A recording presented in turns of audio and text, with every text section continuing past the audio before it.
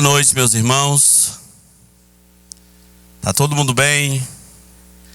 Então abra sua Bíblia no livro de 1 Samuel, capítulo 17. 1 Samuel 17.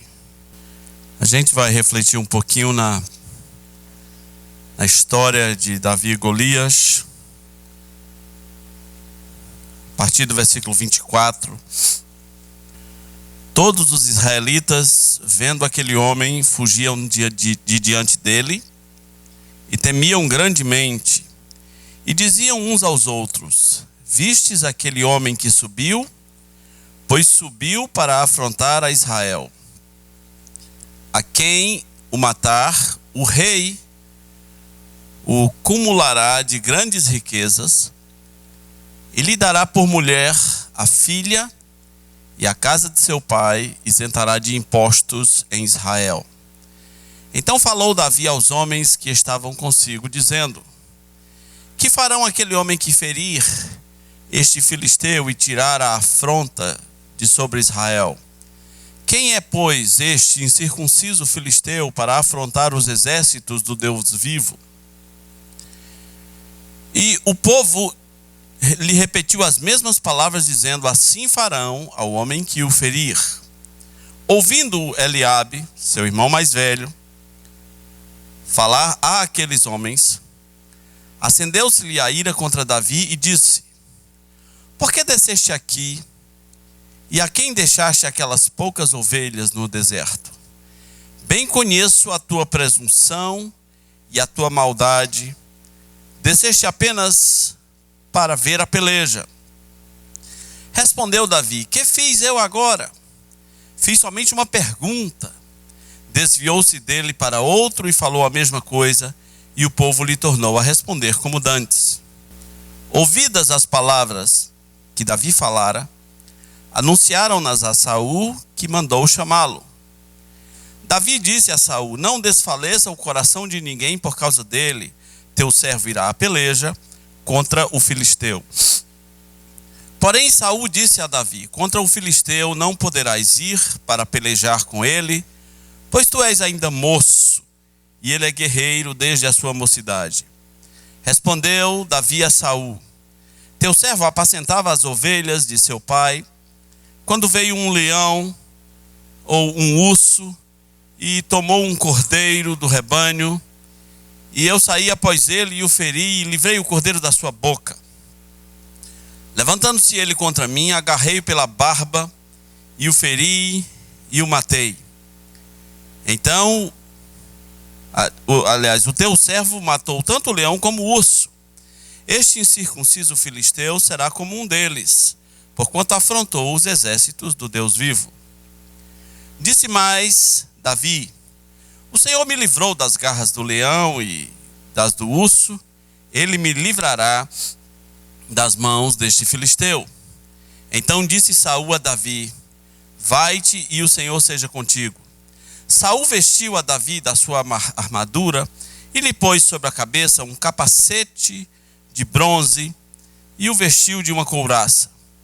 Davi cingiu a espada sobre a armadura e experimentou andar, pois jamais havia usado. Então disse Davi a Saul: não posso andar com isto, pois nunca o usei.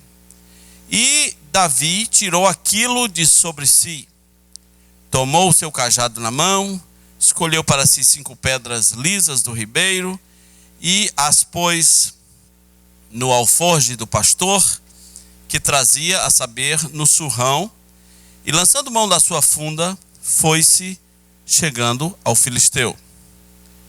O filisteu também se vinha chegando a Davi, e o seu escudeiro ia diante dele.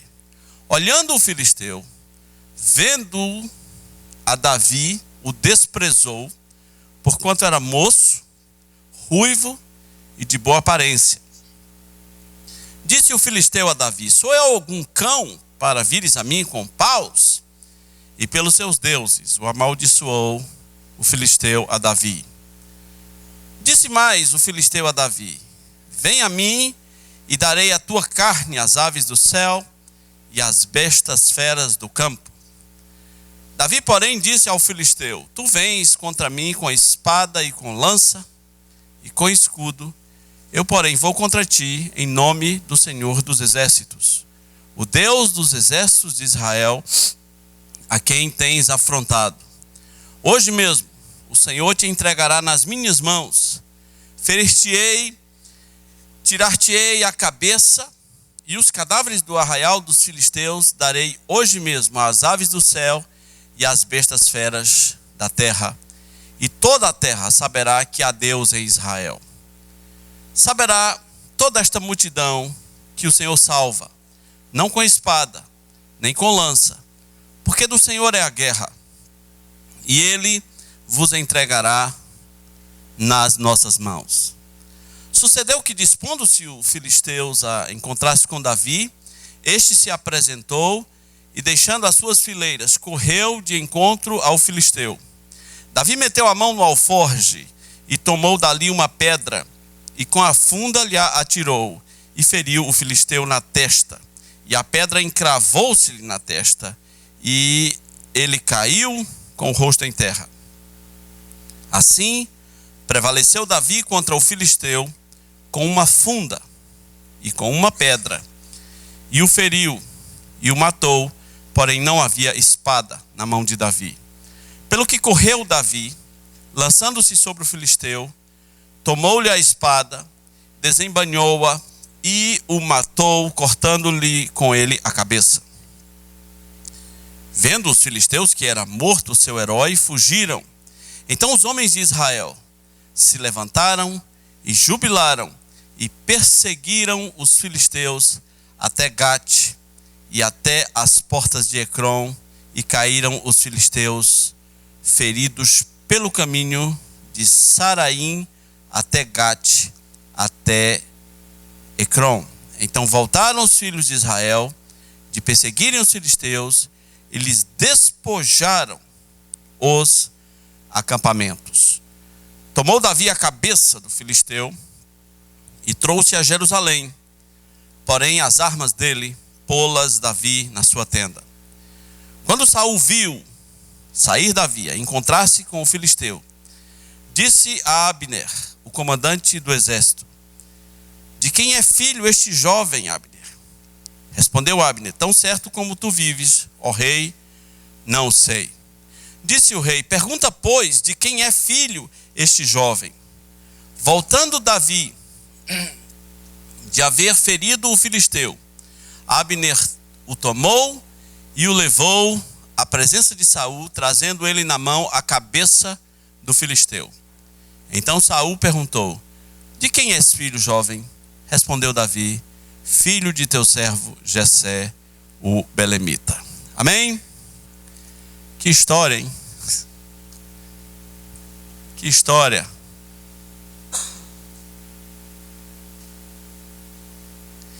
Irmãos, essa mensagem de hoje é uma mensagem que talvez a maioria dos pastores prefira pregar hoje. E eu, meio na contramão do sistema, não é o tipo de mensagem a qual eu me dedico muito nos últimos anos. É uma mensagem que por aí até se podia chamar de mensagem de autoajuda. Alguns poderão encarar assim. Porque o que nós vamos ver é o contexto por trás dessa vitória espetacular de Davi. Davi é um jovem, entre 17 e 18 anos talvez. E eu tenho uma certa atração por conhecer as histórias de pessoas assim.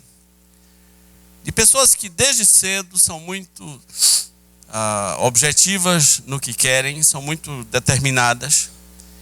Pessoas que desde cedo fazem feitos acima da média. Me parece que a humanidade pode ser dividida entre os Davis e os não Davis, sendo que apenas 5%, no máximo 5%, são os Davis. O resto é normal, o resto é comum, E quando eu falo 5%, eu estou exagerando, assim, estou sendo bem generoso. O resto é normal, uma boa parte é lesa, uma boa parte é pessimista, uma boa parte é preguiçosa. E é por isso que os Davis marcam a história das suas gerações. Você conhece a ameaça do Golias. É um momento de guerra, filisteus contra israelitas.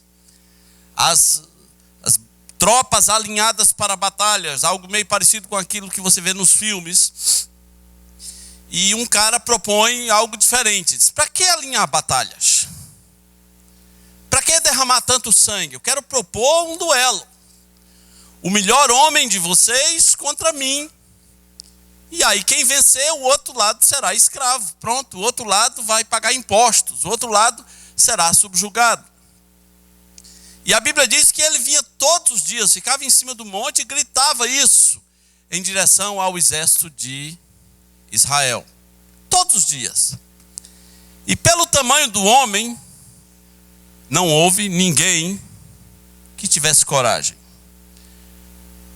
Um jogador alto de basquete pode chegar a 2,20 metros, 2,30 metros. É um ser monstruoso. Golias está acima disso.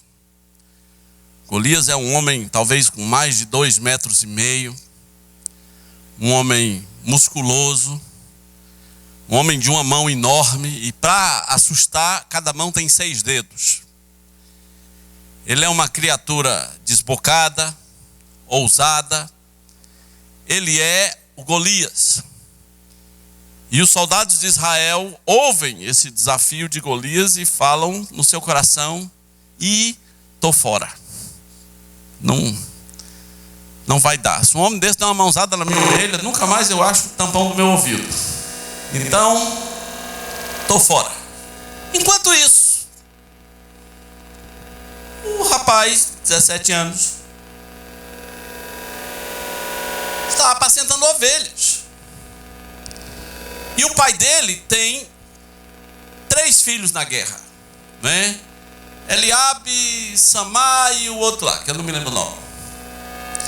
E para que servem os meninos mais novos? Menino, vai deixar uma comida para os seus irmãos.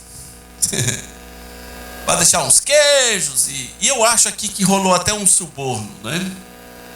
Procura o capitão e entrega aqui essa comida especial para ele. Eu acho que é assim, para ver se o capitão poupa meus filhos e não bota eles na frente da batalha. Todo dia eu vou mandar um agrado para o capitão. Não sei se era essa a intenção, mas tem um presentinho para o capitão, né? Pai é pai. Então Davi vai lá e ele ouve essa história de que o Davi está, aliás, que o Golias está desafiando. E ele sai como um menino curioso, perguntando nas fileiras do exército: o que está acontecendo aqui, né? Quem é aquele idiota?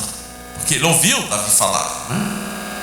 Ele pergunta: quem é esse incircunciso? Que é um insulto, é uma palavra muito feia, né? Quem é esse idiota? Quem ele pensa que é para insultar os exércitos do Senhor? Quem matar ele ganha o quê? Hein? Como? Hein? Oi? E aí o irmão dele chega, coisa de família, né? Vai para casa, menino. Que cena estranha, né? Lá vem esse menino, vem abestado esse menino. Podia ser esse menino. Meu Deus do céu, eu tenho ódio desse menino, né? Vai para tua casa, cadê as ovelhas? Teu lugar é com as ovelhas, né? E o Davi falou: o que é que eu fiz, cara? Calma aí, relaxa. Não, vai.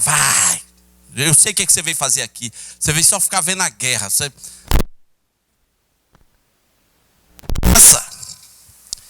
Isso não intimida Davi. Ele sai perguntando: sim, ganha o quê? Quem matar o cara aí ganha o quê? Como é? Hein? Hein? Oi? Hein? Ganha o quê? Os caras falam: não, é simples. Primeiro casa com a filha do rei, vai ganhar uma grana e a família dele será isenta de impostos no reino para sempre. E a partir daí acontece o desfecho que você já conhece. O que eu quero compartilhar com você tem a ver com as características do rapaz. Tem a ver com as qualidades por trás dessa vitória. A gente foca muito na vitória. Foi lá, pegou uma pedra, pô! Deu-lhe na cabeça. Inclusive, eu quero que você entenda. Tem uma cena de uma novela aí da Record. A cena é horrorosa. Devia ser preso quem fez aquilo. A cena do Davi com Golias. O cara pega uma pedra desse tamanho, do tamanho de uma peteca, e atira, e aquela pedra mata o gigante. Gostaria de dizer que não é assim que funciona, tá? São pedras enormes. O couro da funda, a base da funda é grande, para caber pedra grande.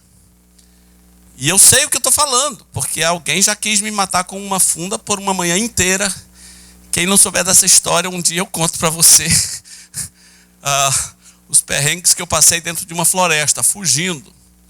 Fui salvo por 3 caçadores amigos armados. Umas histórias meio loucas. E o barulho que as pedras faziam ao passarem perto da minha orelha, né, quando elas batiam numa árvore, não era uma pedrinha. E também não se mata ninguém com pedrinha. A funda é grande. Você pega uma pedra, coloca no... É como se fosse uma baladeira. Para quem não sabe, é uma baladeira sem cabo. Então, ao invés de atirar com cabo, você pega nas duas pontas e gira, acumula uma energia cinética e no tempo certo você solta. Aquilo tem a força de uma bala. Aquilo mata, né? Bateu especialmente na testa, né? Então é assim que vai acontecer. Você precisa entender que existem certas coisas que nunca mudam. E essas coisas não intimidam Davi. Por exemplo, o irmão pequeno, ele pode ser visto com desprezo, né? Ora, mas o que é esse menino? O que é esse menino velho? Lá vem esse menino, né? Não tem esse negócio que o irmão pequeno, o irmão mais novo, é visto às vezes pelos mais velhos com um certo desprezo. É o primeiro balde de água fria que Davi recebe.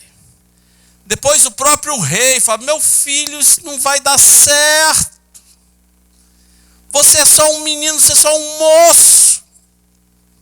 Ele é um guerreiro experiente, ele vai acabar com você, ele vai triturar você, ele vai moer os seus ossos, não faz isso. Essas coisas que nunca mudam, que servem para intimidar as pessoas, para Davi isso aí é combustível. E essa qualidade você precisa ter. Algumas coisas não vão mudar, alguns obstáculos vão estar lá, e eles estão lá para serem vencidos, para serem transpostos. E Davi vai transpor cada um desses obstáculos. A maioria das pessoas tem um sentimento de vida assim: eu sou jovem, mas eu vou ficar velho. Aí eu vou estar mais... Eu vou fazer uma faculdade, aí eu vou fazer um mestrado, aí eu vou fazer um doutorado, aí eu vou casar, eu vou montar uma empresa, eu vou ganhar um dinheiro, eu vou ser respeitado, eu vou ser alguém. Para Davi é um pouco diferente. Ele diz: eu sou alguém. O momento é agora. Quanto é que ganha para matar o cara? Eu não quero saber qual é o tamanho dele. Quanto ganha? O que é que o rei está dando? Nessa história também, nós precisamos levar extremamente a sério a importância do preparo. O preparo foi fundamental, o preparo de Davi como um atirador de fundas. Naquela região, existe uma cultura de atiradores de funda, atiradores de elite. Até hoje, há jovens palestinos que às vezes querem enfrentar o exército de Israel com fundas. Suas armas são fundas. O livro de Juízes fala de atiradores de fundas de uma certa tribo, não sei se era a tribo de Dan, canhotos, capazes de acertar um fio de cabelo. Qual é a tribo? Benjamim, que é a tribo do rei aqui, não é? Capazes de acertar um fio de cabelo. De onde veio o preparo de Davi? Eu suponho que da própria profissão do pastorado. O pastorado de ovelhas é uma profissão meio solitária, né? O cara está lá pastoreando as ovelhas, não tem muita coisa para fazer até que apareça o lobo. Então o que ele vai fazer? Vai treinar. Treinar quanto? O quanto puder, né? A importância do preparo. O Brasil tem um jogador de basquete que está na calçada da fama, no hall da fama do basquete americano. O nome dele é Oscar. Tem uma cena sobre o Oscar numa Olimpíada que eu assisti na minha juventude mais jovem, em que era a despedida do Oscar. E era um jogo da seleção brasileira contra a seleção dos Estados Unidos. E naquela seleção dos Estados Unidos, que acho que foi pela primeira vez que foi jogar ali, estavam as maiores lendas de todos os tempos. Estavam Michael Jordan, estavam Magic Johnson. Vocês que são fãs do basquete, quem estava mais lá? Larry Bird. Quem? Charles Barkley, Scott Pippen. Assim, as maiores criaturas que o basquete já viu. E quando o alto-falante anunciou que o Oscar ia parar, todos esses caras fizeram reverência ao Oscar. Os maiores jogadores do mundo foram lá e fizeram uma reverência. Você pode ver isso na internet hoje. E aqui no Brasil, as pessoas diziam assim: puxa, o Oscar é um grande jogador, ele sabe driblar, ele sabe marcar. E os treinadores dele diziam o seguinte: não é nada disso. Ele não é nada disso. Ele só sabe fazer pontos. Ele mal sabe correr direito. Agora, bote a bola na mão dele, é cesta. Não é? Ele sabe fazer pontos. E qual o segredo do Oscar? Ele foi chamado nos Estados Unidos para explicar essa coisa. Eles ficavam o dia inteiro treinando. Preparo. Simplesmente treinando. Treinando, até treinar mais e mais e mais, até atingir a perfeição. Por isso ele ganhou um apelido. Qual era o apelido dele? Mão Santa. Botou na mão, puf, ponto. Botou na mão de novo, não era um cara de enterradas, para quem entende o negócio do basquete. Apenas pegou e ficou automático a perfeição. Preparo. Então eu acho que o Davi, assim, era o Oscar da funda, né? Não estou fazendo nada, só estou eu e as ovelhas aqui, tá, né? Então, né? Vou treinar para acertar aquela fruta, aquele galho. E ele ficou preparado, ele mirou na cabeça. Não é que Davi atirou por acidente e acertou a cabeça. É que ele havia treinado tanto que ele era o funda santa, né? Alguma coisa nessa alguma coisa nessa linha, né? E como na juventude você é muito empolgado, acho que ele pensava assim: agora eu vou fazer em movimento, correndo, descosta, né? De lado, por baixo da perna, qualquer coisa nessa linha. Preparo. Querido, o que é que você faz com o seu tempo livre? A gente só tem uma vida para se preparar. E vão ocorrer situações em que o preparo será a palavra-chave. Ele é extremamente preparado. E ele sabe o que está fazendo. Ele sabe que a lança do Golias, sua espada, não terão chances contra uma pedrada de funda na cabeça. E ele vai fazer isso e vai ser no meio da testa. E foi. Pessoas preparadas vão longe, porque elas são isso. É a sua essência. Elas estão preparadas. A grande pergunta é: para o que você está preparado? Você é a pessoa da vez para que, quando a oportunidade se manifestar, você esteja preparado? Tem um canadense chamado Dougal Smith que escreveu um livro chamado Fazendo Progresso. Esse homem me contou que começou a estudar com 13 anos de idade no interior do Maranhão. Então ele decidiu assim: eu serei preparado. Eu serei preparado. Ele trabalhava de dia, seus pais eram missionários numa cidade chamada Barra do Corda. Ele trabalhava de dia, vendendo frutas, estudava à noite, mas dava sono. Então o que ele fazia? Ele enfiava os 2 pés dentro de uma bacia de gelo, para não ter sono. Né? A propósito, eu fui tentar, comigo não funcionou, eu falei, funciona com ele, mas comigo, eu dormi dentro do gelo. Eu percebi que o meu sono é um pouco pior. Mas rapidinho ele entrou numa faculdade do Maranhão, rapidinho ele era reitor dessa faculdade. E depois ele foi... ele me disse, e ele disse isso para várias pessoas: eu ia com um macacão, eu era um auxiliar naquela empresa, e eu ia com um macacão, e por baixo eu tinha uma roupa de executivo, paletó e gravata, porque no dia que chegasse a minha vez, eu ia ocupar um cargo naquela empresa. E um dia faltou uma pessoa muito importante na área de física,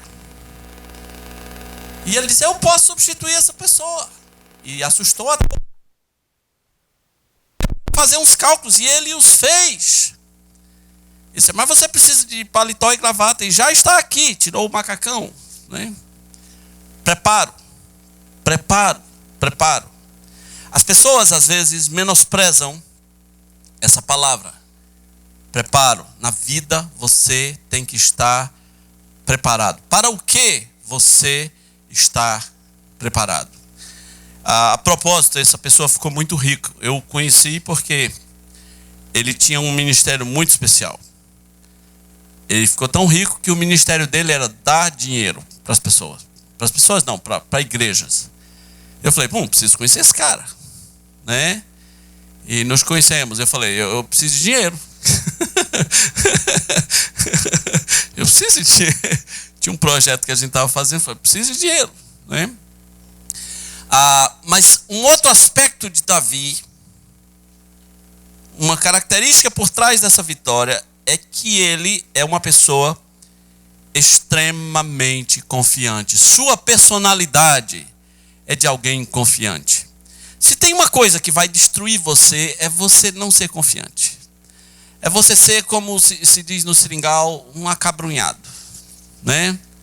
Se você for como aqueles meninos que vê a visita e corre para debaixo da casa, né? Talvez você não tenha muito futuro na sua vida. Davi é extremamente confiante. Olha só, 2 vislumbres do seu alto nível de confiança. Ele chega para o rei e fala: calma aí, eu estou aqui, eu vou matar o cara. Agora, como é que um jovem de 17 anos chega para o rei da nação? Você pode ver no versículo 31, né? É 31, se não me engano. 32. Não desfaleça o coração de ninguém por causa dele. Teu servo irá à peleja contra o filisteu. Veja, imagine a cena. É um jovem falando para o rei. Não está falando para os amigos, não está falando para o irmão. Ele está falando para o rei da nação: ei, é nós aqui, calma aí. Ninguém precisa entrar em pânico. Eu vou acabar com ele. Isso é um menino petulante, né? Isso é um menino confiante. Quando a gente vai para o versículo 45, você vê que já está no meio da batalha, né? E ele diz: olha, você vem a mim com pedras e com paus, eu vou em nome do Senhor dos Exércitos, mas eu vou arrancar sua cabeça. Imagina o tamanho do Golias. Imagina a largura do armário. Imagina a ira nos olhos do Golias. E ele diz: eu vou arrancar a sua cabeça. Simples assim. Às vezes eu sou um pouco mais fobento do que isso, né? Mas é só blefe. Se eu estivesse lá, eu diria, você está vendo esse pessoal aqui? Todo mundo sabe que eu vou arrancar a sua cabeça. Eu vou arrancar a sua cabeça. Todo mundo sabe, você está com medo. E teve uma guerra psicológica aqui, porque primeiro o Golias deu no psicológico de Davi. O Golias disse assim, o Golias amaldiçoou e disse, eu vou dar a tua carne para as aves dos céus e para os animais do campo. Golias falou primeiro. Golias fez a guerra psicológica primeiro. Vou acabar com você, os animais vão comer sua carne. E o menino olha de volta e fala, e eu vou arrancar a sua cabeça. Isso é confiança. Isso é confiança. As pessoas gostam de gente confiante. Não gostam, não? Gostam ou não gostam? As mulheres gostam de homens confiantes, né? Às vezes o rapaz gosta da moça, mas ele não sabe chegar lá e falar assim, eu vou arrancar seu coração. Eu vou entrar nos seus sonhos. Ele não sabe, ele tem medo, ele se treme, ele fica com febre psicológica, né? Aí é ruim, né? Eu vou comer seu coração. Amor canibal. Mas as meninas gostam, né? Não precisa ser nesses termos que eu estou falando. Não precisa. Você deve ter cara pensando assim, cara, vou encarar aquela menina como o Golias e eu sou o Davi. Mas as pessoas gostam de pessoas confiantes. Houve uma guerra psicológica. Primeiro, o Golias dá no psicológico dele, né? E interessante que quando eu falei que há certas coisas que nunca mudam, né? Tem o irmão que o despreza, tem o rei que não acredita. O próprio Golias zombou dele, porque a Bíblia diz que ele era jovem, ruivo e bonito. E você que achava que seu problema era feiura, né? Só porque eu sou feio. O Davi é só porque ele é bonito, né? O Davi viu aquele menino bonito, o Golias viu aquele menino bonito, o ruivo, falou, estão ficando doido, como é que me manda um Mauricinho desse aqui, rapaz? Eu esperava um guerreiro, dos dentes podres, com raiva nos olhos, né? Eu esperava um homem enorme, e manda uma coisa dessa. Às vezes as pessoas não respeitam muito os bonitinhos, né? E se ele fosse baixinho, né? Ruivinho, baixinho, magrinho, bonitinho, não é guerreiro. Não é guerreiro. Um bullying ao contrário aqui, né? Quando você quer ser uma vítima, você vai ser vítima de ser feio, de ser bonito, de ser pobre. Só porque eu sou feia. Só porque eu sou bonita, não acreditam em mim, né? Ultimamente as mulheres bonitas estão com mimimi, porque a gente que é bonita tem que provar alguma coisa. Só porque eu sou bonita não me respeitam. Seja o que você é, faça o que você tem que fazer, ao invés de ficar... E a feia dizendo a mesma coisa, né? Sabe porque eu sou feia, né? Se decidam. Quem é que está sofrendo mais? É a feia ou é a bonita? Amaldiçoou Davi e veio com essa história de que as aves vão comer a sua carne. E Davi é confiante, fala, eu vou arrancar a sua cabeça. Simples assim, eu vou arrancar a sua cabeça.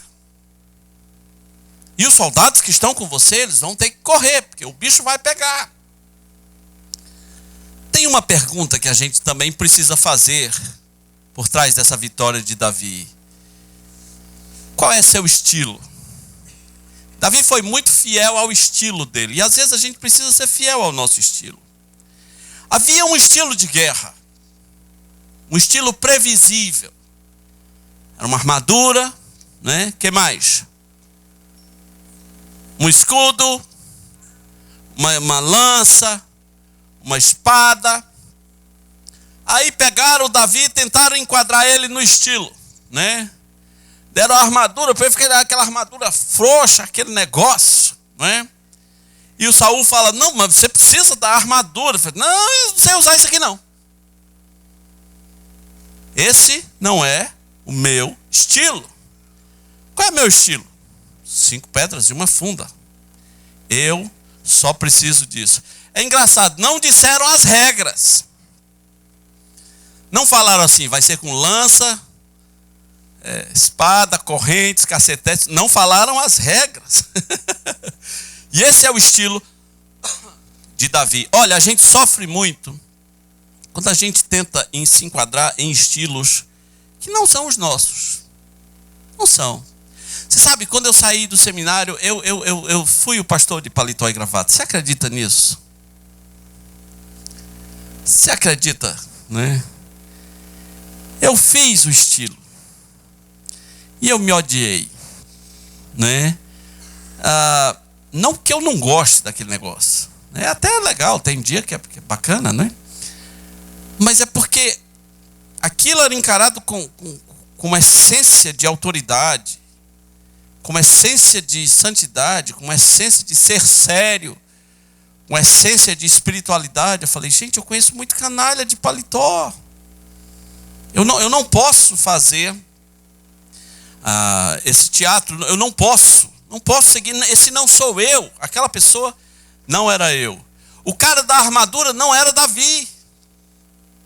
Ele não era o cara da armadura. Qual era o estilo dele? Funda e pedras. Simples assim. Às vezes, seu estilo, simples. Simples, vai longe. Eu estava vendo aquelas compensações. Agora todo mundo quer cozinhar, né? Que tem esse negócio desses programas de Masterchef, de não sei o quê. E várias vezes, nas eliminatórias, eu vi os chefes dizendo para os candidatos: o simples é um espetáculo. Todo mundo lá queria ser altamente sofisticado, queria mostrar que era mais sofisticado do que os chefes, né? E alguns quebravam a cara, esqueciam de fazer alguma coisa simplesmente gostosa. Simples. Qual é o seu estilo? Algumas pessoas não sabem qual é o estilo delas. E elas seguem aquilo que lhe impuserem. Elas pegam a armadura que lhe colocarem. Os Davis dessa vida, às vezes, não se encaixam em armaduras. Olhe como, às vezes, é complicado esse negócio de estilo. Um dos caras mais poderosos do mundo hoje é esse dono do Facebook, o Mark Zuckerberg. Ele é dono de que mais? Eu nem sei mais de que esse cara é dono, né? Dono do WhatsApp. Ou seja, esse cara tem a ver com a tua vida, né? Você ama esse cara. Acredite. Você ama esse cara. E às vezes ele vai a reuniões com executivos, né? Com os caras poderosíssimos, com mega investidores. E os caras chegam lá no seu estilo, com paletó e gravata. E o Mark Zuckerberg chega de bermuda jeans e sandália e camiseta. E quem é o mais vitorioso de todos? É o Zuckerberg. Às vezes a gente confunde a forma com a essência, né? A gente confunde a forma com a essência. Essência é essência. E pronto. Aquilo que você é não vai a ser provado a partir de um estilo que você pega. Eu sei que existem situações em que o protocolo vai exigir, tudo bem.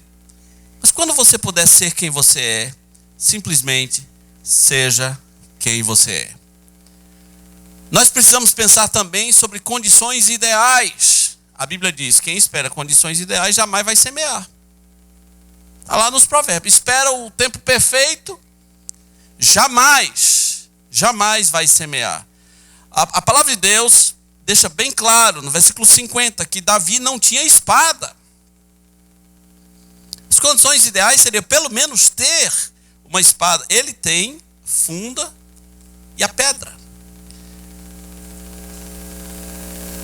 Você talvez não vai acreditar numa das coisas que mais ajudou Davi nessa batalha. O que lhe deu tanta garra? Uma das coisas que mais ajudou Davi foi a sua memória. A memória referentes a coisas boas. Quando o rei quis desestimular Davi, Ele só, estou me lembrando aqui que um dia eu matei um urso. Eu estou me lembrando aqui que um dia eu matei um leão. E eu sou altamente motivado por essas memórias. E como eu matei o urso, como eu matei o leão, eu vou matar esse cara. Às vezes você precisa entender que certas vitórias que você teve, certas proezas que você conseguiu, você tem que trazer elas à mente como se elas tivessem acontecido hoje de manhã, para que elas te impulsionem, para que elas motivem você. A memória de Davi foi extremamente importante e ele faz questão de dizer isso. Olha, eu já matei urso, eu já matei leão e eu estou aí, né?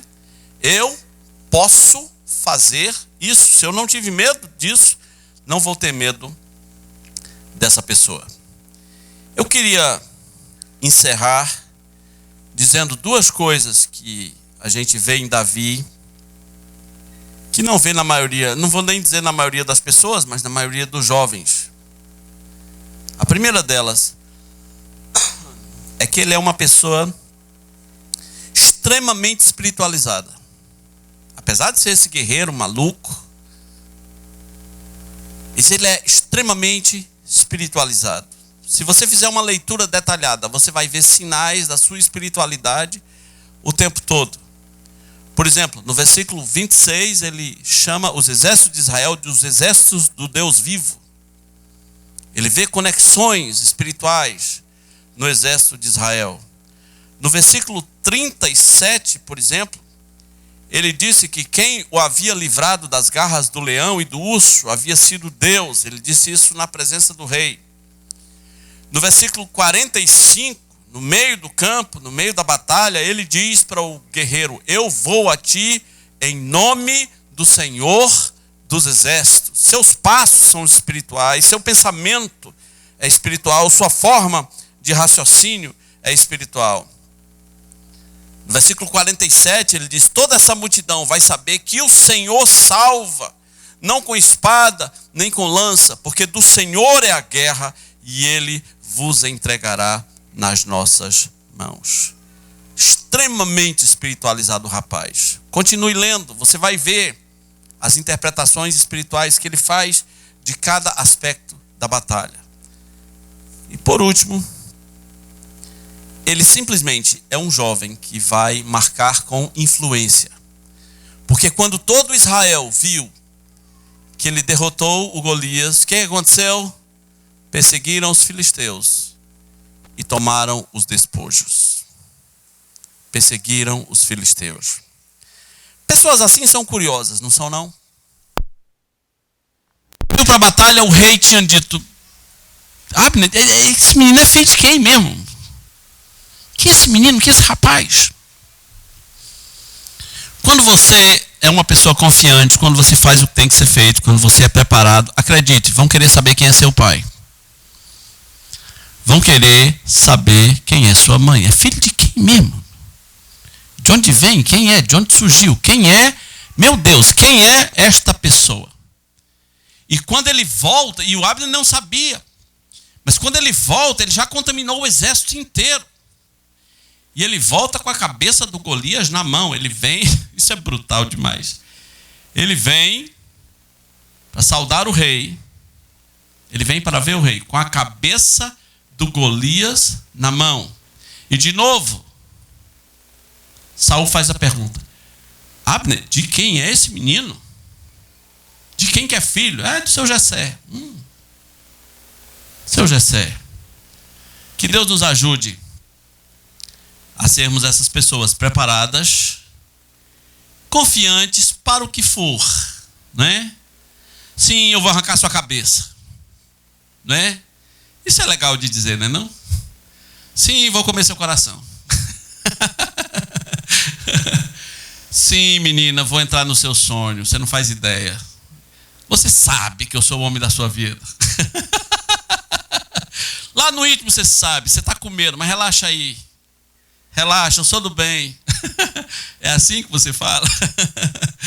Oh Deus, tem misericórdia.